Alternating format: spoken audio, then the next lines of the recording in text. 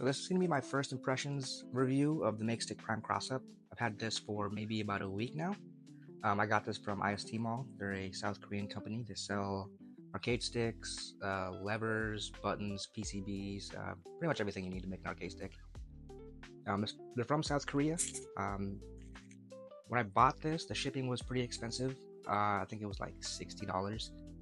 And it took about 2 to 3 days to arrive, and it got stuck in processing for a little while because I ordered it right around Christmas. So the holidays kind of mess with that. But I've ordered them from them before, and processing is usually like 2 to 3 days, and then shipping 2 to 3 days. So within a week, you get your stuff. The only downside is because it is coming from South Korea, the shipping is pretty expensive. But yeah, so far, for the week I've used it, I really liked it. This isn't how it came stock. It came stock with some Sandwell buttons and different lever. This Myeongshin Fanta right here is what it came with. I had a Neo that I wasn't using, so I threw it in there. I put some C-Tong buttons in. These are some really nice buttons, clicky. Quality feels really good too. But when you're ordering the stick, you can customize it almost however you want. You can do custom artwork. You can do whatever buttons you want. There's like silent Sandwell buttons. There's gamer fingers, Metsu, crown buttons. And there's a whole bunch of different levers too. You can get a knee lever in here, a knee Neo. You can get Sanjuk's levers. You can get the Alpha levers. You can get a JLF. You can get a Sumetsu lever. I know they have the Nobi levers too. You can pretty much customize this however you want. As far as like button layouts, they have Bulix, Noir, and then their own custom layout.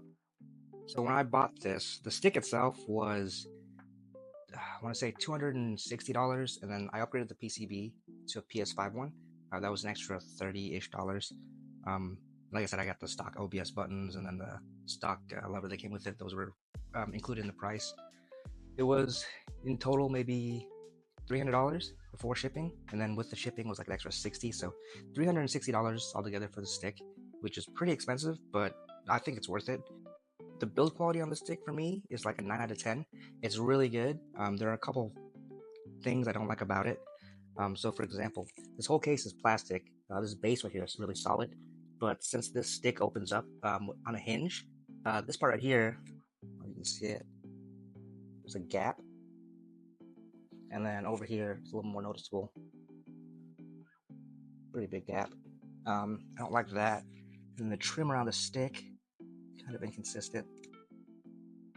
Better focus, kind of inconsistent. Even up here. So those are my only gripes. For $300, I thought the stick would be a little bit more high quality in terms of the case material, but overall it's pretty good. I'm pretty happy with the way it turned out. But yeah, like I said, really easy to modify. There's a button right here that you press. The whole thing opens up. You got your PCB right there. You got your buttons to swap those out. You got your stick. Really easy to get to. It comes with some tools.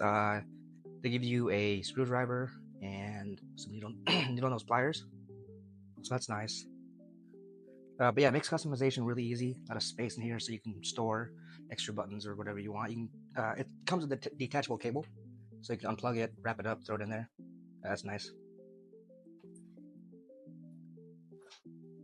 And then just for comparison, this is the stick I was using before. This is a Kanba Obsidian 1. I really like the stick. The quality is very good. It's not too heavy, not too light. Everything's really good on it.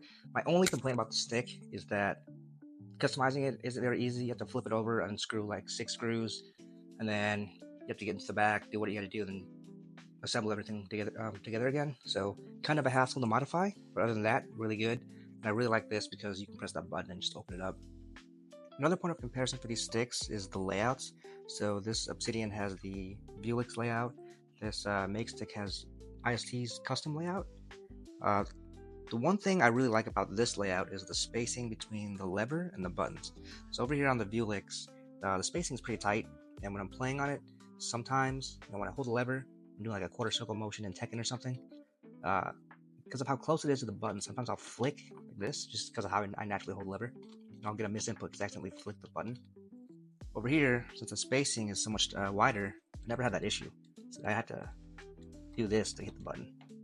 But yeah, I really like that about this layout. And the button placement, instead of the Bulix where it's kind of like These two are staggered and everything else kind of slightly diagonal.